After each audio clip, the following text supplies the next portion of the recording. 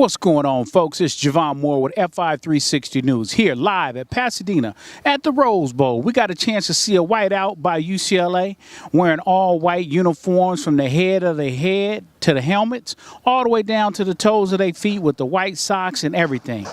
So, generally speaking, wearing those white uniforms, we don't always see the best performance, but hey, they turned over a new leaf, getting a chance to defeat Colorado 27-23 in a tight game. Colorado had the black helmets, the black jersey, black pants. It was truly good against evil. And you know what? They always say good prevails, and that's just what happened. Josh Rosen, who completed 60% of his passes, he ended up throwing for 45 passes. He completed 28 of them for 372 yards. His top two targets, not a secret. Darren Andrews again, having 8 catches for 96 yards. And then that man, Jordan Lasley again, 7 catches for 142 yards, getting it done.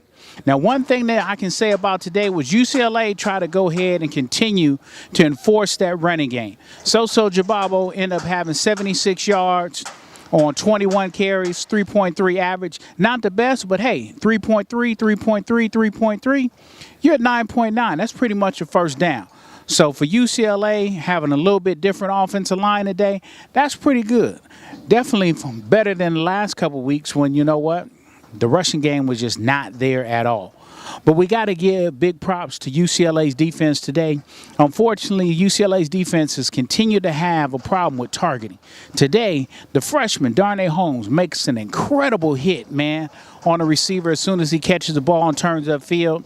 Looks like a good, clean football hit to me, but unfortunately, they're talking about player safety. They can't take away the game of football. These guys are out here playing football. You got to let the kids play. So in that, guess what? Crenshaw High, Mossy Johnson got a chance to play all the snaps at nickel today and play well and be a good run stopper. Coach Jim Moore talked about it in the press conference, said, you know what? Mossy Johnson got rewarded based on his special teams play. He ended up waiting his time, finding a way to contribute on the team so he can get on the field on the normal first, second, and third down. That's just what he did. Let's go on to the press conference and hear a little bit from Jim Moore and bring you back to the field. Proud of those young men for a lot of reasons. Number one, you know, through 2 weeks of tough losses, they've gotten closer and they bonded, and that's what has to happen when you're going through adversity. Is you have to look at yourself first, and they all did that. And it was reflected in the way that they came to, I'll call it work, but came to practice and meetings every day. Well, you got a chance to hear from Jim Moore and hear about how his team is gelling together. They're finding a way to win. Coming off of 2 losses, you know what? You got to dig down deep and find yourself as teammates and brothers and dig in. And they did just that today, beating Colorado, which is another Pac-12 South foe, in order to try to get back on that race to get up to San Jose/Santa Clarita to be in the Pac-12 championship, because that's the immediate goal to get there. Well, we know today is Saturday, but last night, Friday Night Lights, we got a chance to see an incredible game between the undefeated USC Trojans and the undefeated Washington State Cougars. So you knew somebody had to win. And guess what? It was the Washington State Cougars this time. They ended up defeating USC 30-27. It was an intriguing matchup with USC traveling up there to Pullman because Mike Leach had his Washington State Cougars playing some incredible ball and ready to get out there and go. And then Clay Helton, he's always got great coach team, but you know what? They were banged up a little bit.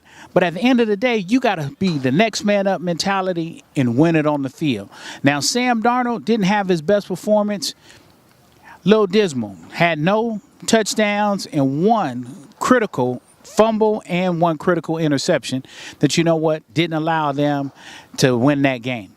But Ronald Jones still went out there and performed, rushing for over 100 yards. I'm not really sure why they didn't showcase him more. They tried to go ahead and throw a little bit, and for whatever reason, like I said, Sam Darnold was off a little bit. The defense stepped up and held in there as much as they could, but in the end, it was a field goal that cost him the game.